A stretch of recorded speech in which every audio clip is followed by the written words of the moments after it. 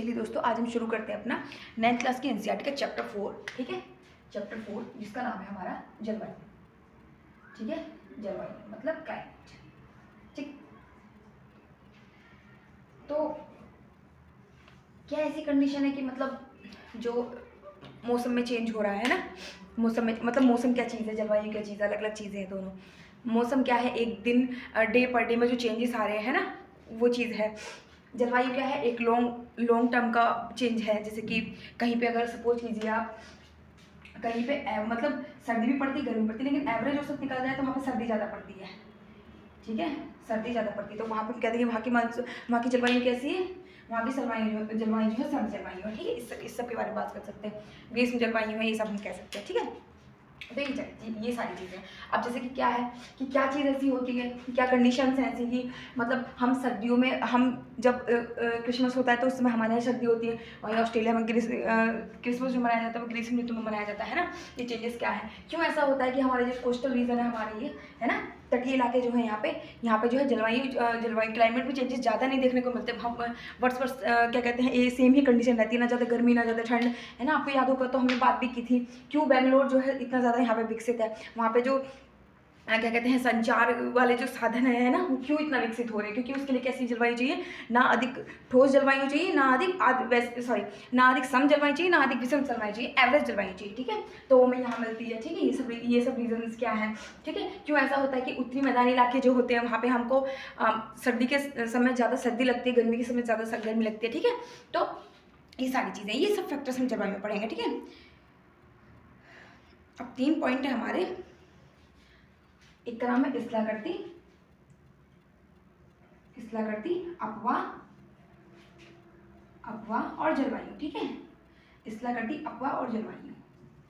ठीक, स्थलाकृति और अपवाह और जलवायु, ये तीनों चीज जो है, ये किसी भी क्षेत्र के अगर हमें ये चीजें पता है तो हम किसी भी क्षेत्र का जो प्राकृतिक पर्यावरण है उसको जान सकते हैं। ठीक है, जैसे कि क्या है, किसी भी रीजन के प्राकृतिक पर्यावरण पे वहाँ की स्थलाकृति प्रभाव डालती है, वहाँ का अपवाह प्रभाव डालता है, और वहाँ पे जो जलवायु क्लाइमेट है ना, वो प्रभाव डालती है, ये चीज़ें। तो जैसे कि हम बात करें जलवायु के बारे में, बात करें जलवायु क्या है आखिर, है ना।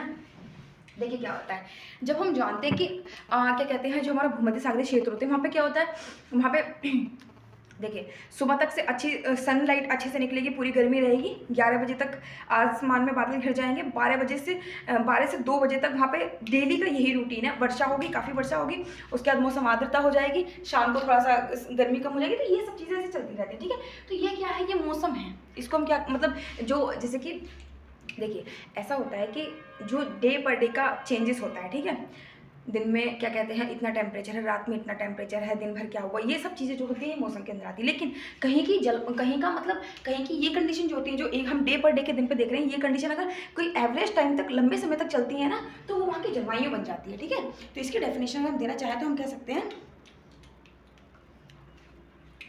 एक विशाल क्षेत्र में लंबे समय तक, ठीक है, इसमें कह सकते हैं एक विशाल क्षेत्र में लंबे समय तक मौसम की अवस्थाओं तथा विविधताओं का कुल योग। ठीक है, विविधताओं का कुल औसत,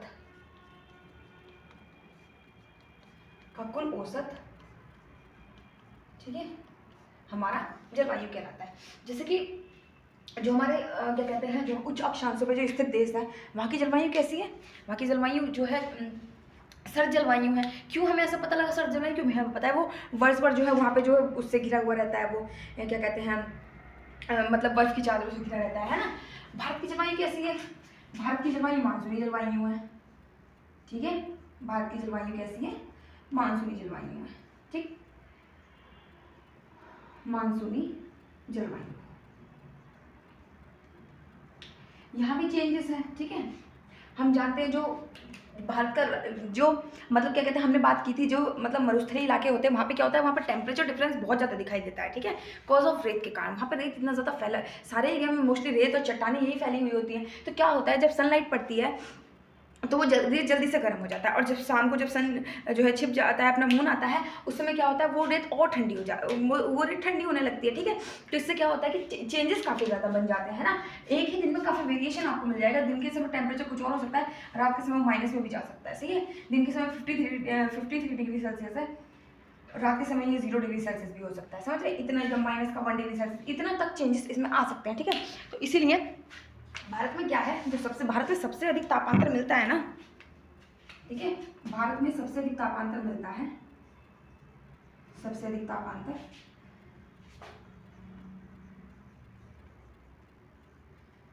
वो मिलता है राजस्थान में, ठीक है। किसमें? राजस्थान में, ठीक है। और जैसे कि हमने बात की थी, हमारा लक्षद्वीप है, अंडमान निकोबार द्वीप समूह हमारे, है ना। ये जो केरल, जैसे हमारा ये केरल वाला इलाका है और अंडमान निकोबार द्वीप समूह, यहाँ पे जो है, यहाँ पे सबसे कम तापांतर पाया जाता है, सबसे कम तापांतर। इसके कहने का मतलब ये है कि यहाँ पे जो है उसमें क्या कहते हैं, मौसम में वेरिएशन बहुत कम होते हैं। जैसे कि ज़्यादा मतलब दिन के समय के टेम्परेचर में, जब सन निकला है तब के टेम्परेचर में, और जब रात हो गई तब के टेम्परेचर में ज़्यादा अंतर नहीं होता है, 1-2 डिग्री सेल्सियस का सिर्फ अंतर होता है ना, ठीक है। तो सबसे कम तापमान भारत में पाई जाती है, जैसे मालाबार तट हो गया, है ना, और केरल वाला इलाका हो गया हमारा, अंडमान निकोबार द्वीप समूह, है ना। क्यों? क्योंकि भूमध्य रेखा जो है उसके नियर है अंडमान निकोबार द्वीप समूह, है ना, निकोबार द्वीप समूह, ठीक है। तो यहाँ पे जो हमारा तापांतर सबसे कम पाया जाएगा, ठीक है। ये चीज़ हो गई। और सिर्फ इतना ही नहीं भारत में जो है मतलब वार्षिक जो वर्षा होती है उसमें भी चेंजेस पाया जाता है ना। भारत में वार्षिक वर्षण में भी डिफरेंस पाया जाता है, में भी भिन्नता, ठीक है। जैसे कि क्या, जैसे कि राजस्थान और लद्दाख में हमने देखा था कितनी कम बारिश पड़ती थी, मुश्किल से 10 सेंटीमीटर से भी कम की बारिश पड़ती थी, है ना। मतलब कहाँ कहाँ हमने बात की, हाँ, राजस्थान और लद्दाख में कितनी बारिश पड़ रही है हमारी, 10 सेंटीमीटर के आसपास पड़ रही है। वहीं जो मासिन राम है ना, मासिन राम चेरापूंजी जगह जैसी जगह जो है, ठीक है, यहाँ पे हमारी 400 सेंटीमीटर से भी अधिक की वर्षा हो रही है, ठीक है। तो ये सब किसके कारण है, ये सब, है ना, ठीक है। कितना ज़्यादा टेम्परेचर, एक ही रीजन में, भारत के में ही कितना ज़्यादा टेम्परेचर वेरिएशन मिल रहा है, कितना ज़्यादा मतलब क्या कहते हैं वर्षा में चेंजेस मिल रहे हैं, ठीक है। तो ये सारी चीज़ें हैं। अब बात हम करेंगे जलवायु के तत्वों के बारे में, ठीक है। जलवायु के तत्व,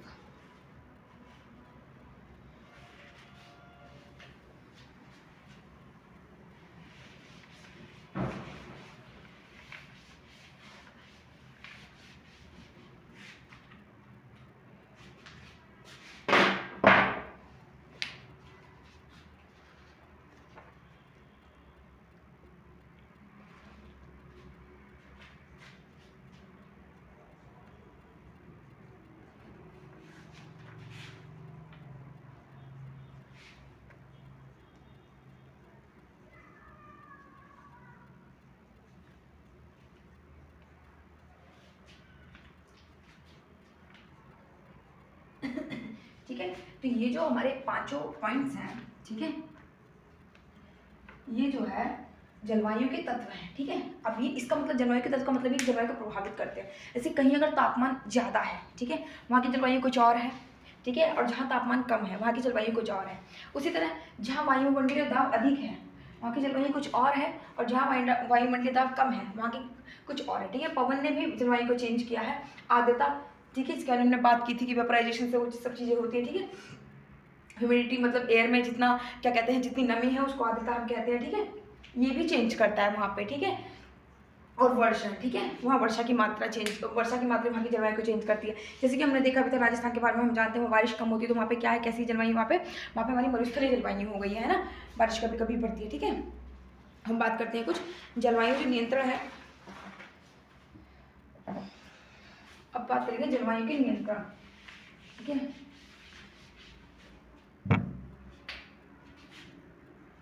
जलवायु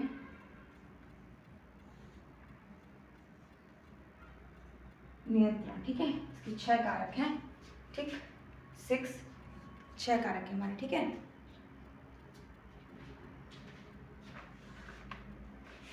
पहला है अक्षांश, ठीक है। दूसरे के बारे में बात करेंगे तो उसका नाम है तुंगता, ठीक है। तीसरे में बात करेंगे तो वायुमंडलीय दाब, वायुमंडलीय, ठीक है। अक्षांश, तुंगता, वायुमंडलीय दाब, ठीक है ये। और समुद्र से दूरी, समुद्र से दूरी, ठीक है, समुद्र से दूरी। और महासागरीय हमारी धाराएं जो होती हैं, महासागरीय धाराएं, ठीक है, महासागरीय धाराएं, ठीक। और हमारा छठा पॉइंट है इसमें उच्चावच। उच्चावच मतलब कि हमने बात की थी कि इसला करती हैं।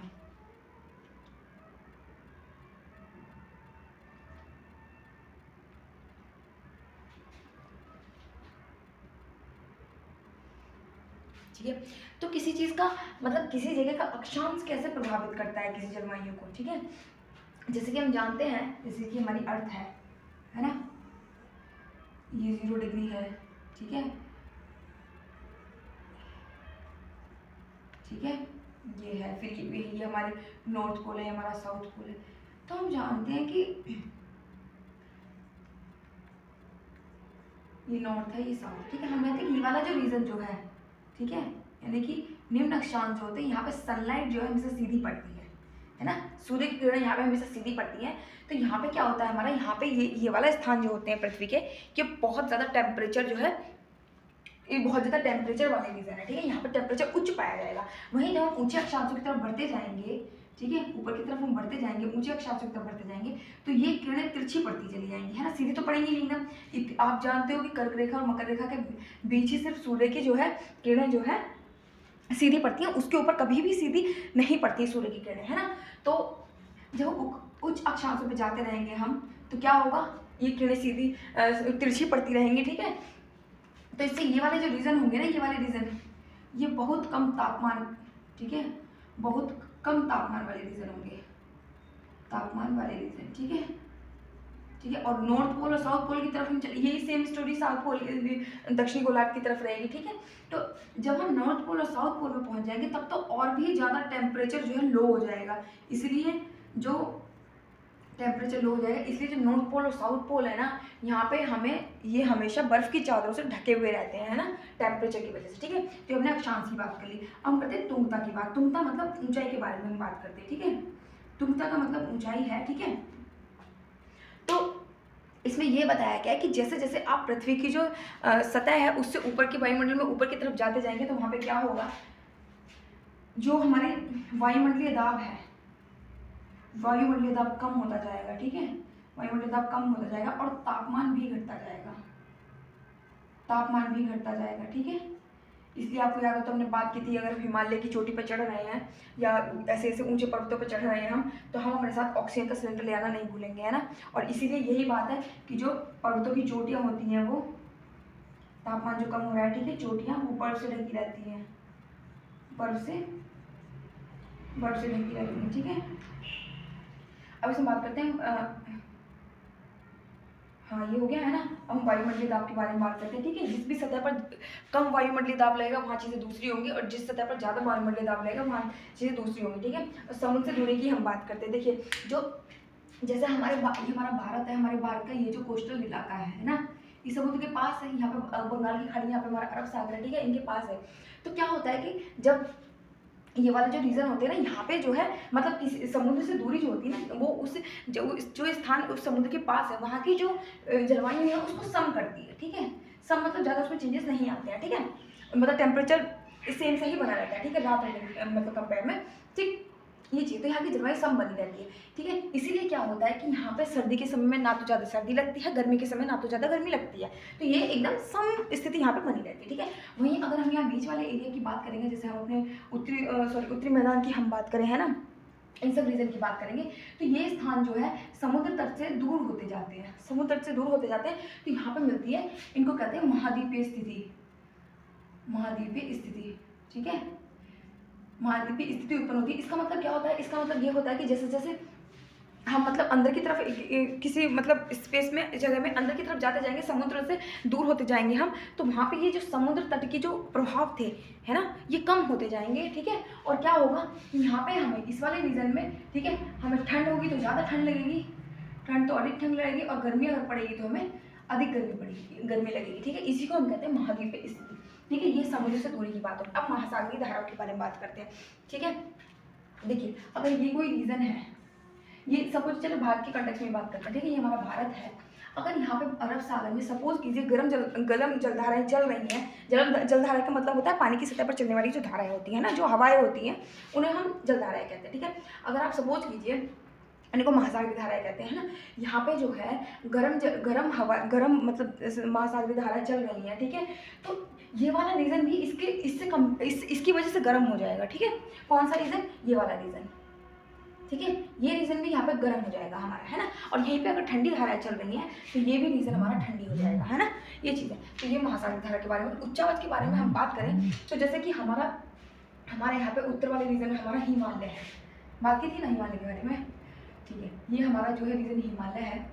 अब हिमालय क्या करता है, जो उत्तरी ध्रुव से आने वाली जो हवाएं हैं, ठंडी हवाएं हैं, ठीक है, एशियाई हवाएं जो हैं, ठीक है, उत्तरी ध्रुव से आने वाली ठंडी हवाएं हैं, हिमालय की ऊंचाई इतनी अधिक है कि उनको रोक देता है। अगर ये उनको ना रोके तो ये सोचे कि मतलब भारत में इतना ज़्यादा टेम्परेचर लो हो जाएगा कि बर्फ से जमने जैसी स्थिति हो जाएगी, ठीक है। तो इसने भी तो प्रभावित किया ना। अगर हिमालय में होता तो सोचो कितनी ठंडी हवा इधर आ रही होती है ना। तो इसने भी रोका इस चीज़ को, ठीक है। तो ये कुछ जलवायु नियंत्रण के कारक हो गए हमारे, है ना।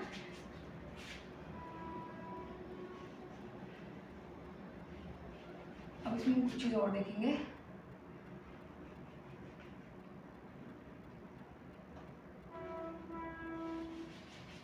इसको सबको मिटा देते हैं।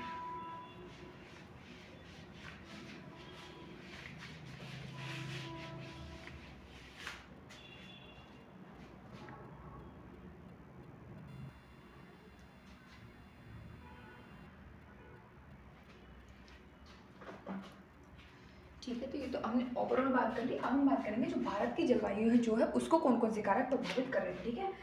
तो इसमें हम लिखेंगे भारत की जलवायु को प्रभावित करने वाले कारक, ठीक है, करने वाले कारक, ठीक है। इसकी हम बात करेंगे। इसमें सबसे पहले हम पॉइंट की बात करेंगे अक्षांश के बारे में, ठीक है। पहला है अक्षांश, ठीक है। तो अक्षांश के बारे में देखिए, यहाँ समझने की कोशिश कीजिए, ठीक है। ये कंडीशन है कि जैसे हमारी पृथ्वी है, ठीक, और ये हमारा है विषुवत रेखा, ठीक है, और ये हमारा है 23, ठीक है, ये हमारा है कर्क रेखा, ठीक है, कर्क रेखा। हमने बात की थी कि हमारा जो भारत है ना, वो इसके कर्क रेखा भारत के एकदम बीचों बीच से होकर गुजरती है, ठीक है। तो ये देखिए, अब ये है कि जो कर्क रेखा है, कर्क रेखा ये हमारी मकर रेखा है, जैसे है ना मकर रेखा।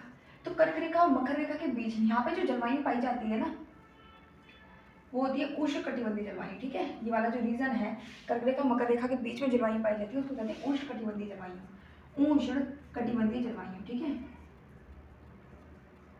उष्णकटिबंधीय जलवायु, ठीक है। और हमारी ये वाली जो रेखा होता है आर्कटिक वर्ग जो है हमारा, ठीक है, ये 66 से ही 1/2 डिग्री नॉर्थ, ठीक है। कर्क रेखा से यहाँ तक के बीच में जो हमारी जलवायु पाई जाती है ना, इसका नाम है, ये होती है हमारी उपोष्ण जलवायु, ठीक है। ये वाली जलवायु है उपोष्ण जलवायु, ठीक है, उपोष्ण जलवायु,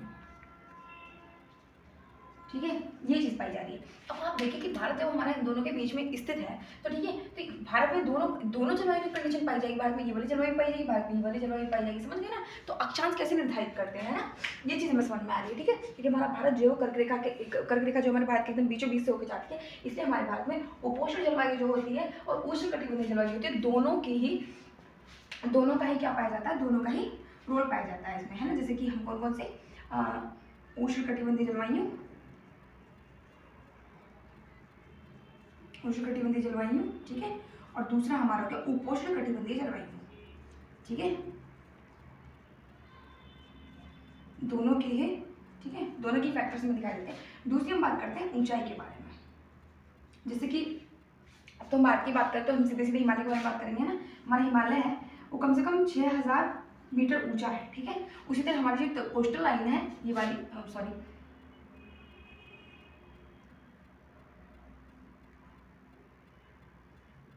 ये भी जो हमारी कोस्टल लाइन है ये भी कुछ कम नहीं है, ये मतलब ये 30 मीटर है, ठीक है, हमारी ऊंची है, ठीक है। तो इतनी ऊंचाई है इसकी कि मध्य एशिया से आने वाली, जैसे मैंने अभी बताया, मध्य एशिया से आने वाली जो ठंडी हवाएं हैं उसको ये रोक लेता है, हिमालय उसको रोक लेता है। तो भारत की जलवायु पर हिमालय का भी अच्छा खासा असर है ना, ये चीज़ है। और तीसरे पॉइंट के बारे में हम बात करेंगे। तीसरा पॉइंट है हमारा वायुदाब व पवनें, ठीक है, ये कैसे प्रभावित करती हैं। ऊंचाई के बारे में बात हो गई, ठीक है। अब वायुदाब व पवनें, ठीक है, वायुदाब व पवनें, ठीक है। इसमें हम 3 फैक्टर्स को देखेंगे, इसलिए हम पहले इसको मिटा देते हैं, स्पेस की कमी है, ठीक है। वायुदाब एवं पवनें है ना, यहाँ लिख लेते हैं वायुदाब एवं पवनें, ये कैसे चीज़ें होती है, ठीक है। अब थोड़ा पवनों के बारे में जानेंगे, कौन सी पवन किधर से बहती है, किधर से उत्पन्न हो रही है ना, और ये सब चीज़ें भारत की जलवायु पर कैसे फैक्टर डाल रहे हैं, ये चीज़ के बारे में देखेंगे। देखिए जैसे अभी हम जो सिर्फ पहले हम देखिए जो कंडीशन उत्तरी गोलार्ध में रहेगी वही दक्षिणी गोलार्ध में मिलेगी, ठीक है। इसलिए हम पहले उत्तरी गोलार्ध के बारे में सिर्फ बात करेंगे। देखिए जैसे हमारा ये यहाँ होना है ना, ये हमारा आप सपोज कीजिए उत्तरी गोलार्ध है, ठीक है। ये हमारी है 0 डिग्री की रेखा, ठीक है। और ये हमारा है कर्क रेखा, सॉरी 23 सही 1/2 डिग्री, ठीक है, ये हमारी कर्क रेखा है। ये हमारा 30 डिग्री उत्तरी अक्षांश है, ठीक है, 30 डिग्री उत्तरी अक्षांश है। ये हमारा है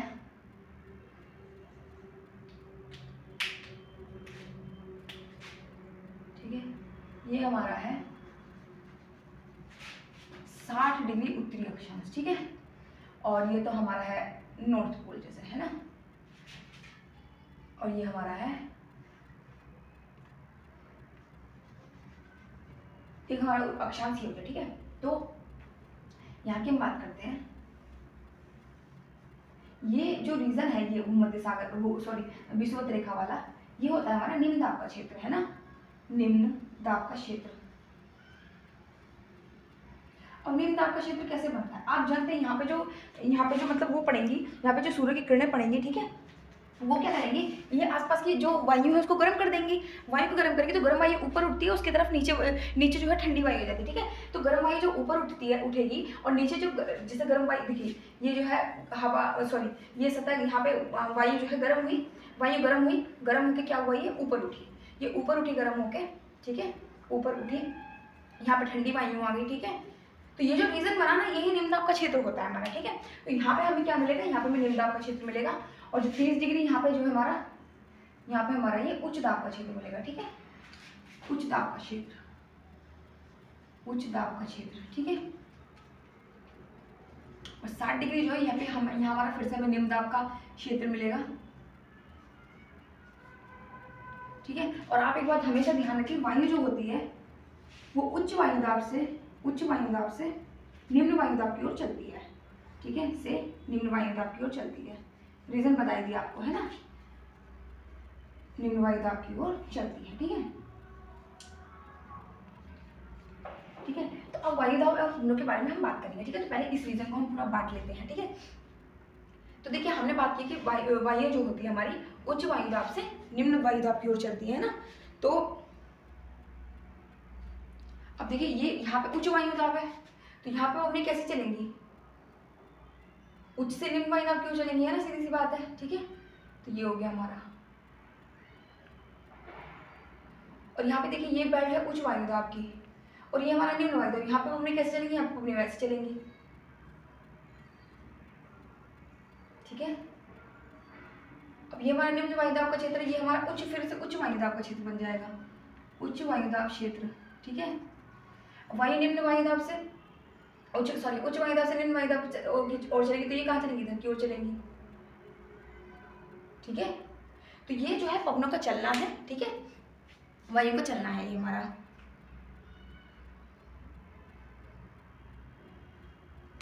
तो ये वाली जो हमारी पवनें होती हैं इनको कहते हैं उत्तर पूर्वी व्यापारिक पवनें, ठीक है, उत्तर पूर्वी व्यापारिक पवनें, उत्तर पूर्वी व्यापारिक पवनें, ठीक है। और ये जो होती है हमारी, ये होती है हमारी पछुआ पवनें, ये होती है हमारी पछुआ पवनें, ठीक है। और ये हमारी होती है ध्रुवीय पवनें, ठीक है, ध्रुवीय पवनें।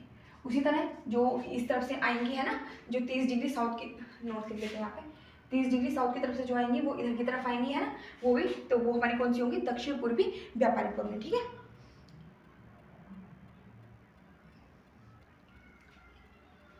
इस रीजन को हटा के हम सारा सीधे जो है सीधे 90 डिग्री के बारे में बात कर लेते हैं। ठीक है, तो ये हमारी उत्तरी ध्रुव की पवनें होंगी। ठीक है, ये चीजें हैं।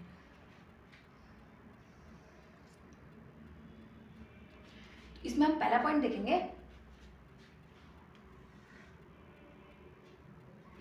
इसमें बात करेंगे वायुदाब एवं धरातलीय पवनें। धरातलीय पवनें, ठीक है, ये कैसे इफेक्ट डालती है। ठीक ठीक है, नंबर पॉइंट इसमें हमारा भी वायुदाब एवं धरातलीय पवनें ये कैसे फर्क डालती है। ठीक है, तो देखिए हमने बात की थी कि कर्क रेखा जो होती है भारत के एकदम बीचों बीच से होकर गुजरती है। ठीक है, अब आप ये देखिए, ये हमारी कर्क रेखा, ठीक है, ये है हमारी कर्क रेखा, और ये है हमारा कहीं यहाँ पे भारत। ठीक है, बीचों बीच से उसकी जा रही है। अब आप मुझे देख के बताइए कि यहाँ पे कौन सी पवनें बह रही हैं। यहाँ पे उत्तर पूर्वी व्यापारिक पवनें बह रही है। ठीक है, तो हम सीधी सी बात लिख सकते हैं, भारत जो है उत्तर पूर्वी व्यापारिक पवनों के क्षेत्र में, ठीक है, पवनों के क्षेत्र में लाइन करता है। ठीक है, पड़ता है। ठीक है, कहाँ पड़ता है, उत्तर पूर्वी व्यापारिक पवनों के क्षेत्र में पड़ता है। ठीक है, तो पवन जो होती है हमने बात की थी कि उच्च वायुदाब से, ये देखो निम्न वायुदाब का क्षेत्र है, उच्च वायुदाब से निम्न वायुदाब की तरफ चलेंगी तो ये दक्षिण की ओर आती हैं। लेकिन कोरियालिस जो फोर्स है उसकी इफेक्ट की वजह से ये जो है थोड़ा दाहिनी तरफ मुड़ जाती है। ठीक है, दाहिनी तरफ मुड़ जाएगी तो आप देखिए ये भारत में कैसे एंट्री करेंगी। ये थोड़ा हमारी क्या करती है, दाहिनी तरफ मुड़ जाती है। ठीक है, ये चीज़ हो गई।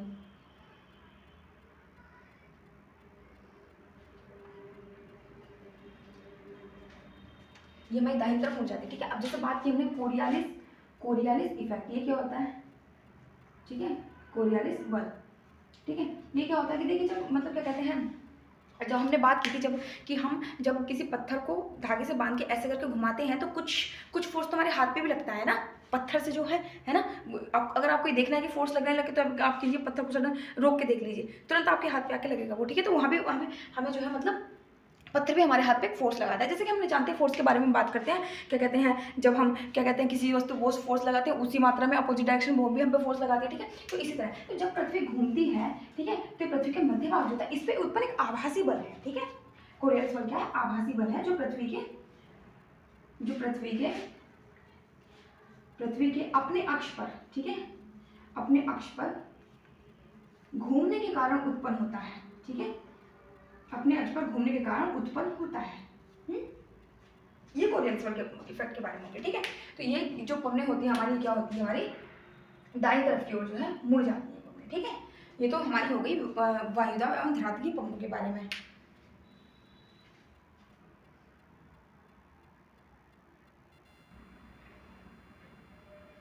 इसमें हम दूसरा पॉइंट के बारे में बात करेंगे। ठीक है, एक पॉइंट हमने इस बारे में बात कर लिया, दूसरा है ऊपरी वायु परिसंचरण। ठीक है, ऊपरी वायु परिसंचरण। ठीक है, इसके बारे में हम बात करेंगे। ठीक, तो देखिए इसको कैसे देखेंगे, तो कैसे चेंज होता है, शीत ऋतु और ग्रीष्म ऋतु दोनों में है, इसके बारे में बात करेंगे। देखिए जब, ठीक है, जब भारत में शीत ऋतु होती है ना, ठीक है, ये कंडीशन मतलब समझिए शीत ऋतु की। ठीक है, जब भारत में शीत ऋतु होती है तो जो हिमालय के ऊपर वाला रीजन है यहाँ पे उच्च वायुदाब का क्षेत्र विकसित हो जाता है। ठीक है, उच्च वायुदाब का क्षेत्र विकसित हो जाता है। वहीं जो नीचे जो है क्या 0 डिग्री पर कौन सा हमारा हो गया, इस पर निम्न वायुदाब का क्षेत्र जो है उत्पन्न हो गया। अब क्या होता है, सर्दी के मौसम में यहाँ से जो ठंडी हवाएं होती है, ठीक है, ये महासागरों की ओर बहती हैं। ठीक है, ये ठंडी हवा यहाँ से जो है ये देखो वायु, हमने देखा था वायु उच्च वायुदाब से निम्न वायुदाब की ओर चलती है। ठीक है, यहाँ पे उच्च वायुदाब का रीजन बन गया, तो हमारी हवाएं जो है वो ऐसे करके बहेंगी यहाँ से। ठीक है, इस तरह से बहेंगी। ठीक है, ये तो हो गया हमारा जब सर्दी की बात है। ठीक है, शीत ऋतु की बात है ना, जब यहाँ पे शीत ऋतु होगी। ठीक है, अब दूसरी कंडीशन ये है कि जब यहाँ पे ग्रीष्म ऋतु होगी तब क्या होगा। ठीक है, देखिए जब यहाँ पे ग्रीष्म ऋतु होगी ना, जब यहाँ ग्रीष्म ऋतु होगी तो यहाँ पे हो जाएगा हमारा, ठीक है, यहाँ पे बन जाएगा उच्च वायुदाब का क्षेत्र, सॉरी यहाँ पे बन जाएगा हमारा निम्न वायुदाब का क्षेत्र, है ना, यहाँ बन जाएगा निम्न वायुदाब का क्षेत्र, यहाँ से समझे। ठीक है, जैसे कि अब यहाँ पे क्या हो गया, यहाँ पे चेंज हो गया, यहाँ पे निम्न वायुदाब का क्षेत्र बन गया, ठीक है, और यहाँ पे हमारा क्या बन गया, उच्च वायुदाब का क्षेत्र बन गया, ठीक है। तो अब हवाएं जो होती है ग्रीष्म ऋतु में हवाएं जो होती है वो निम्न वायुदाब से देखिए यहाँ पे निम्न वायुदाब बन गया, अब यहाँ पे क्या बन गया, यहाँ पे बन गया हमारा उच्च वायुदाब, ठीक है, ये हमारा उच्च वायुदाब बन गया। उच्च वायुदाब हम जानते हैं वायु कैसे बहती है, उच्च वायुदाब से निम्न वायुदाब की ओर बहती है, ठीक है। तो अब ये जो वायु है ये इस तरह से उत्तर पूर्वी दिशा से होते हुए इस तरह से भारत की ओर मूव करेगी, ठीक है। भारत के ऊपर गर्मियों में देखिए, जब भारत के ऊपर सर्दियों में जो क्या बनता है, हिमालय के ऊपर क्या बन जाता है, हमारा उच्च वायुदाब का क्षेत्र बन जाता है और नीचे निम्न वायुदाब का क्षेत्र रहता है। जिससे क्या होता है, जिससे कि वो जो उच्च वायुदाब वाले क्षेत्र की जो ठंडी पवनें हैं, ठीक है, निम्न वायुदाब का क्षेत्र तो सीधी सी बात है गर्म पवनें, ठीक है, निम्न वायुदाब का क्षेत्र से जो पवनें उच्च वायुदाब क्षेत्र की तरफ चलती है, ठीक है। ये कंडीशन होगी पहली। दूसरी कंडीशन है कि जब ग्रीष्म ऋतु होती है तो हम भारत का जो हिमालय है वहाँ पे हमारा निम्न वायुदाब का क्षेत्र बन जाता है और वहीं जो 0 डिग्री है उसके आसपास उच्च वायुदाब का क्षेत्र बन जाता है। हम जानते हैं जो पवनें होती हैं वो उच्च वायुदाब से निम्न वायुदाब की ओर चलती हैं। इसी तरह पवनें जो है हमारी ये महासागर से को मतलब